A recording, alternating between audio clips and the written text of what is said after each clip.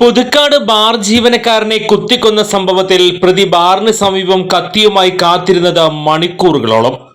രാത്രി ഭക്ഷണം കഴിച്ച് അകത്ത് കിടന്ന് ഗേറ്റ് അടച്ച ഹേമചന്ദ്രന്റെ പിറകിലെത്തിയ പ്രതി സിജോ ബാറിലെ ജീവനക്കാരനാണോ എന്നൊരു ചോദ്യം മാത്രമേ ചോദിച്ചുള്ളൂ.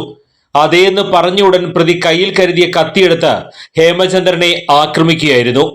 കഴുത്തിൽ കുത്തേറ്റ ഹേമചന്ദ്രൻ ബാറിനകത്തെ കൂടി സഹപ്രവർത്തകരെ വിവരമറിയിച്ചു.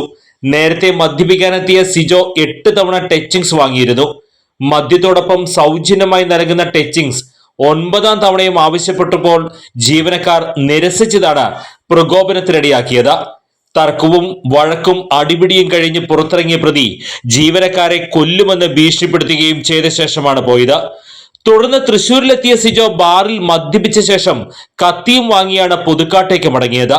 പിന്നെ മണിക്കൂറുകളോളം ബാറിന്റെ സമീപത്തും ദേശീയ പാതയോരത്തുമായി ജീവനക്കാർ ബാറിന് പുറത്തിറങ്ങുന്നത് നിരീക്ഷിച്ചു നിന്നു.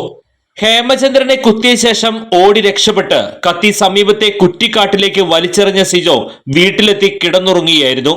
ഇതിനിടെ CCTV ക്യാമറ ദൃശ്യങ്ങളിൽ നിന്ന് പ്രതിയെ തിരിച്ചറിഞ്ഞ പോലീസ് വീട്ടിലെത്തി കസ്റ്റഡിയിലെടുക്കുകയായിരുന്നു. പുതുക്കാട് പോലീസ് SHO മഹേന്ദ്ര സിംഗിന്റെ നേതൃത്വത്തിലാണ് പ്രതിയെ പിടികൂടിയത്.